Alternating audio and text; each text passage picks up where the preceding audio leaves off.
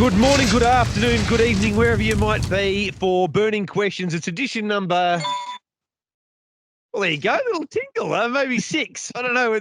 Was that the right answer? I'm not sure. I think that was coming from Svanosio. We might as well welcome you first, given your, I was going to use the term virgin, we'll say debutante to Burning Questions. How are you, Snoozer? Yep, going good. Thanks, Jason. Been having a little bit of trouble with the Wi-Fi there. Not as much trouble as Chris Alford had with his camera, but at least you're back on deck and you look to be, well, you're crystal clear to me anyway. And Andy, just got the clean bill of health from the doctor. You got a little bit of Botox, and I can't tell the difference personally, but as long as it makes you feel better. Yeah, no, feeling younger and feeling younger. And Skeeter, how are you today? Yeah, going well, thanks, Juan. Let's get stuck into the burning questions. And for the first time, the burning questions are brought to you not only by Hip Pocket Workwear, but also Nikkita Ross. Simply couldn't think of any good enough questions, so I handed it over to Skeet because that's what I'm capable of doing because I'm Bon. All right, the first question for Saturday night's meeting. We're at Bendigo, not at Melton as per usual. Boxofchocolates, an interesting runner in race 2 on the card. Was it a sign of the times? A little bit of Harry Styles there from Skeeter. Was it just a sign of the times during regional racing that she was going so well, or will that form stack up on Saturday night? First up from a break, we'll start with you, Andrew. Yeah, obviously, she sort of hit the ground running when I think she won her first 6 or 7 races, and all those races were over the short. Then when the first time she went to Melton, she started favourite against horses like Sunny Weaver, another Masterpiece, Torrid Saint, really good class horses, and she started favourite, but it all went wrong for her that night. I think she threw herself down in the stalls before the start, and she sort of got on the track and shut off her head a little bit. So she has trialled really good leading into this race, but it is over the long. All her wins have been over the short. She can run really fast times. Not sure she's a good race horse yet, but she has beat good horses in the past. Second row draw is going to be interesting, but I'd be risking her first up, in my opinion. Yeah, I'll be risking her as well. I think the bigger problem, apart from whether regional racing was actually whether that form will stand up, Snooze, it's more to me about the fact she's never seen a second line draw, middle trip. She's probably going to have to do some work at some stage if she wants to win the race. They're the things that I think play against her. What about you? I think like her last start where she ran 3rd or 4th over the long trip, she probably showed that she can handle that long trip, and Kent Harpley can have one pretty tuned up for a first up run. And like looking at her trial, she was finished off pretty sharp. So obviously she's lightly racing some pretty nice horses, and the second row draw's a bit tricky. But yeah, I think if she can relax and do everything right, Kent could probably have her ready to win that first up. Well, it's a little bit of a nudge and a wink there from Snooze. He's just letting you know, don't leave her out of anything. What are you thinking, Skeeter? Yeah, look, I think she's a really nice horse, Bon, and that was obviously her first major preparation, and she hit the ground running and recorded all those wins and went through her grades quite quickly, and there's no doubt she's a very highly strung horse. I actually spoke to Kent just before jumping on here and had a chat to him about where he thinks she's at, and he's quite happy with her.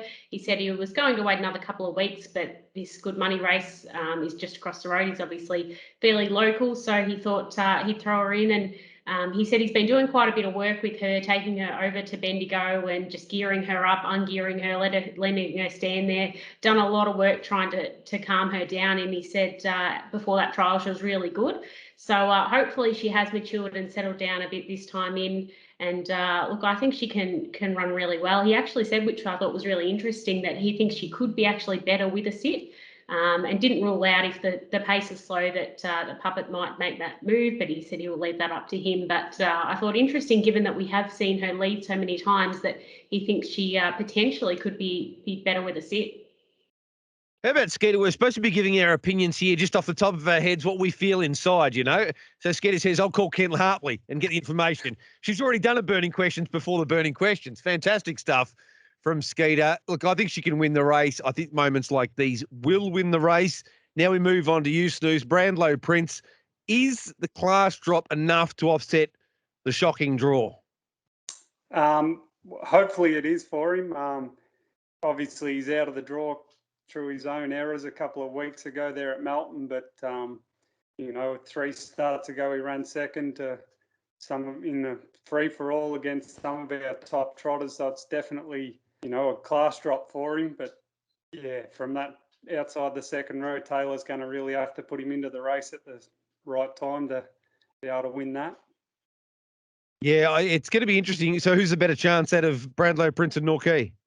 Probably Brandlo Prince is the better horse. Like Nikkita was quite good last week against our best mares, and both of them were back last in their races at Melton, a mile off the lead, and sort of worked home as good as they could. But yeah, I'd say Brandlo Prince is a bit better horse at this stage than Nikkita. So yeah, he's probably good enough to make a move as long as Taylor can, do it at the right time. I think so. There's plenty of pressure there on Taylor. So it's basically got nothing to do with the horse. It's just down to whether Taylor makes the move at the right time. Skeeter, I think he's one of the big winning chances. I think there's enough class edge between those down the bottom of the page in this race as opposed to the ones off the front row, apart from Cycloness Adams, who would make Boxofchocolates look like she's, bossing life and has got her shizzle together. But what are your thoughts on the race? Do you think Brandlo Prince can win? Yeah, absolutely. I think he can. I think you've got to respect the drop in class. He obviously has been racing in those free-for-all ranks for such a long time, and I thought last time he should have finished a lot closer than what he did. He was sort of chopped out for a run halfway up the straight, and then obviously made that mistake prior. And even then, I thought Chrissy did a good job to finish where he did, given that mistake, which was pretty uncharacteristic of him. So I think this is the easiest field that he has faced in a little while. It's obviously some very nice horses still engaged, but given what he has been racing against, obviously that draw makes things a little bit tricky. But I think if Taylor can make a move, if they do slow things or even get a card into it, he's got a massive winning chance. You've got Morgan Miley engaged in this race. You might not be able to see. I don't know whether the Botox will clean up enough in time for you to get your eyes open to watch it. But what are your thoughts on the race as a whole and Brandlo Prince dropping in grade? These 70 to 79s, they're funny races because you can drop down from, free-for-all level to be competing in them. It's weird with the trotters in terms of the ratings compared to the paces, Andy. Yeah, no doubt. They're definitely a big drop down in class for Brandlo Prince. He's been out of the winner's store of his last 14 starts, but a lot of those runs against a lot better quality horses than these. The horse does go better for Taylor. Sorry, Snooze, but 2 runs this season have been better for Taylor than they have for you. So, I think he's the one to beat. There's a lot of horses in the race that have been going well, but his best is better than all these, in my opinion. And if he produces it, he's going to be the one to beat, even though he's drawn poorly. Yeah, some of us do go better for the girls for some reason. I don't know why it is, Andy. No one can work it out, but it just seems to work that way. A word from our sponsors yet again. You might not know this, but there's more than 45 stores across Australia of Hip Pocket Workwear. They use national buying power. Hip Pocket Workwear and Safety's locally owned stores have a unique place in the safety workwear, corporate clothing and protective equipment market. From the work site to the office, hospitality, healthcare, sports uniforms, corporate wear and embroidery, Hip Pocket Workwear and Safety have you covered. So more than 45 stores, embroidery, everything you could ever want. That's Hip Pocket Workwear. They sponsor the Burning Questions. The biggest burning question of the night, and we'll start with you, Skeeter, because of your connection to the camp, is whether Western Sonador, is the boom a little bit big? Do we trust him to just turn up and win on Saturday night? I thought the price that he opened was, I love the horse, but I think $1.75 is insane. Even $1.90 now seems crazy to me. Yeah, I thought it was too short. Just given he's first up, he's trialled twice. They obviously like to trial their horses quite a lot before they race them, and he's had the 2 trials which have both been good. But I think we need to remember that he's hopefully in for a big campaign. Queensland is on the agenda. Fingers crossed that can happen. But that is the goal. So look, I don't think he's going to be screwed down and ready to go first start. I wouldn't fall off my chair if he did win it, and likewise if he gets beat this Saturday night, I wouldn't either, because I don't think he's fully screwed down, as I mentioned, and ready to go. So look, hopefully he can get the job done, but there is some horses in that race that are racing in super form, so I don't think he's going to get it his own way, that's for sure. Is he a moral leader? Because that opening price is just like, well, he's just going to drop on the top, and I'm not even sure that's an absolute certainty, Skeeter. Well, I don't think so, because Glenn Douglas obviously drives their horses quite confidently and quite forward, and Torrid Saint has been going so well. So, look, I don't think Bex is certainly to get across Torrid Saint, that's for sure. Andy, what are your thoughts? I would expect, knowing your style of thinking, that you would imagine that this is way too short as well, but you've surprised me before, so talk to me. No, he's very short. Again, I'm in agreeing through everyone. He's a lovely horse, and I think going forward, he's going to develop into a top class 3-4 horse. Saying that, he's won one of his last 10 starts, and he comes into this race no guaranteed lead, real price favourite against horses that are in really good form. Generally, as a rule, Steve and Beck's horses, they're a little bit underdone, and they try and get them ready for the big races, which they're going to with Queensland. So, I think he's a risk at the short price. Is there anyone in particular you're looking at and thinking that's massive overs? Like early doors, Torrid Saint 21. I wasn't quick enough, but the 21 just seemed insane. And Celtic defeated Western Sonador last time they met in the pure steel. So you're still getting $18 about him.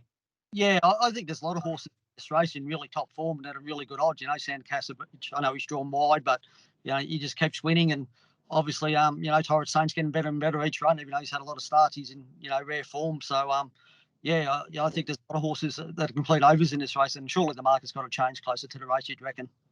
Snoozer, are we all saying the same thing? We think he's a really good horse, Western Sonador, but he's way too short in his first up assignment in such a strong race? Yeah, I think obviously his runs last time in, he's only lightly raced, but to go to Newcastle and run terrific races up there against some really nice horses, he's obviously, could be competing in the very best races over the next 12 months, but there's some good free-for-all horses in that race, so it's going to be hard to win first up. It's a hateful position the bookies have put us in here, because I think we all really like the horse. I love the horse, and I don't want to talk him down, and it hurts me to talk him down, but the price is just too bloody short. I marked him $2.50 and thought even that might be a little bit too short. If he wins, I'll be very happy. I'd prefer Celtic to win. Anyway, we move on.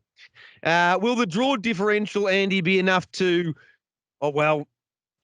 Would you mind and Tango Tara only two horses in this race? We've got to talk about plenty of others, barroom banter included, whether he can improve. But I guess the question for you with regard to race 5 on the card is, how good is Tango Tara? Because we went into his first Australian run thinking, oh, he's a superstar. He'll just go straight through the grades. Then he gets beaten by Torrid Saint. We don't know how good that form is eventually. And, of course, that was a controversial race. We won't talk about that too much. His win last start was really good. Can he go on with it? Is this well within his wheelhouse still, even from the bad draw? I think so. Again, he probably come over with too big a rap on him. He's raced some very good horses in New Zealand, but, he's finishing 4th and 5th and 6th behind him. So, when he come over, he's probably a little bit underdone and got him out of his comfort zone. The first start we had him, he's never been used out the gate. He's never led in a race before, and they went pretty solid. And again, he got beat by a horse that's in really good form that sat on his back. So he's improved hell of a lot since then in his work at home. So we'll be able to get a lot more work into him. And I think his last win, he won with a lot of authority. He's really strong on the line. He wasn't tired on the line. He sort of won quite easily. So, the draws against us, would you mind, progressive horse getting all the time, but I'm not sure Barrier 1's a good draw for him. They can't really push him out the gate and can go a little bit rough. But yeah, he's not the only horse in the race we've got to contend with. Obviously, Jimmy the Irishman, Barroom Banter, it's still a pretty strong field, but I'm confident that my horse going forward is probably going to be the one that's going to, have the better career. Yeah, tell us this, because there's no real obvious enforcer or breeze horse. Will Tango Tara take up that role if there's no speed at the top end? Well, generally speaking, Kate drives most of our horses, tempo related, and, we think even most of his life he's been driven, sit sprint, but he sort of showed last week he's got a fair amount of toughness too when he sat wide the last lap in a really fast last half. So if opportunity arises and they slacken off, he'll be put into the race. Yeah, I've got the letter C, which means chair next to Tango Tara in my form. I think he's going to have to make that move. What are your thoughts here, Snooze? I mean, Tango Tara is obviously a really nice horse, but Bendigo better than anybody, and being up on the speed and being on the pegs, it's pretty bloody important. Well, it's pretty important every track, I think, but he probably settles down close enough that he can make the move around when he has to the breeze if it's there, if the pace slackens off a bit, and if he does, he probably just can control the race. So it's not an easy race, but it should work out all right for him, I think. If you had to have shares in one horse for that race out of Would You Mind and Tango Tara, I know there's plenty of others, who would it be? I think Tango Tara. There you go. You know what?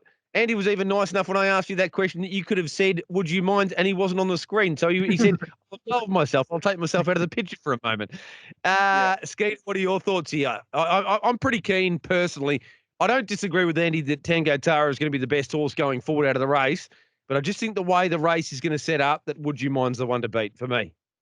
Yeah, I agree, Bon, but if you had to ask me the same question last week, I probably would have had a much different opinion. But seeing Tango Tara win like he did with the authority that he did on Saturday night was really impressive. And also Kate, speaking to her on Trot's Vision after the race, she mentioned, just like Andy did, that the horse had improved so much since that first up run. And I think we are now seeing the real Tango Tara, and we saw that on Saturday night. So I mentioned to you as I was doing the form that I thought it was a tricky race. I don't think Would You Mind just wins. And as Andy mentioned as well, he has been a little bit hit and miss out of the gate. Sometimes he can go a little bit rough and do things wrong. So I don't think they'll want to just fire him out. They'll obviously want to send him out and keep him pacing and well balanced. So a huge amount of respect for Tango Tara, and I don't think Would You Mind just gets it all his own way. No, they're not the only horses in the race. As mentioned, Mongiana and Valachi went massive last up. Barroom Banter can improve. Jemson's Pet, I'm No Pumpkin with the right run. It's going to be a great race. I'll tell you who's been a bit hit and miss with their best bets. Me. And I'd say more misses than hits on Burning Questions so far, but I like this meeting. I think that I've found one, but we'll start with you, Snoozer. Have your own runners or anything across the card that you'd be labelling as your best or best value? It's pretty tough. Probably Brandlo Prince. Hopefully he can get the job done. Well, I did tip him last week and he didn't win, so he's probably a dead set stinking moral now to win on Saturday night. Snoozes is Brandlo Prince. What about you, Andrew? Well, again, I don't tip him one of my own. The form analyst marked at $51 in the paper, but Majestic Courtney should have a 1 next to his name last start. Young kid who drove it last start, drove it straight into my stablemate's wheel when it was going to win. So thanks, Puppet. But yeah, no, he's going really well. He's improved a lot since his first up run, and I think from the barrier draw, he's a terrific each way chance. He leads? He's quick enough to lead. There's no doubt about that. I didn't ask him whether he was quick enough to lead. I said, will he lead? Well, probably will. I don't know. I haven't done the form on these race yet. I've just done on these other. Well, I don't think he's going to pay $51 based on that. There's some pretty smart horses wide on the second row. Who's your best of the night, Skeeter? Watch Majestic Courtney's price crunch in on the back of that. Look, I'm going. I haven't had a whole lot of luck here either with my best bets. Key Anglebana just went down last weekend, but I'm going with a little bit of value on an each way basis. I haven't got the horse on top, but I think he can run top three, potentially at a bit of a price, and that's Aussie Battler over the mile. He should lead, and there might be a couple that can just get over the top of him late, but I think he's going to be in front for a long, long way. So race 6, Aussie Battler each way. Finally, we're going head-to-head, Skeeter. Finally, we get to work this is allowed, okay? I'm going with Hull in the End as my best of the night. I know he steps up from winning a $10,000 race last weekend, but Aussie Battler, we saw this at Melton going back 5 or 6 weeks. He went 51.9 and was only beaten 10 metres. I think he'll run along at the home track, and I reckon Hull in the End will just stalk him every step of the way. Just quickly with everyone in that race, will Struve follow through from inside the second row if the emergency comes out, or be driven more aggressively? I sense he'll probably just follow through, Skeeter. Yeah, I agree. I think he's going to be in a pretty good position, and over the mile, they'll just want to stick to the pegs, I'm guessing. Andy? Yeah, he'll just follow through, I would say. You can either disagree and really make life hard for yourself here, Snoozer, or just concur with the rest of us. No, over the short trip, they'll be sticking to the pegs. I'm looking to get him to relax, hopefully, there. That's excellent news. Hull in the End's an absolute moral. Can't be beaten. Somebody else will host the show next week if he gets rolled. Well done to everyone involved. Thanks very much, Andy. Thanks, Jack. Thanks, Skate. Thanks, Snooze. Put some ice on that when you get home in the facial region. Well done, Snoozer, mate, and good job getting the Wi-Fi sorted. Thank you. You look about 7'3" in that picture for some reason, and well done, Skeeter, as well. Thanks, Bon. This has been Burning Questions, the latest edition, sponsored by Hip Pocket Workwear. Make sure you get involved. Saturday night, Bendigo. I'll be on Trot's Vision with Kirsten Graham, and hopefully we can find some more winners on top of Hull in the End.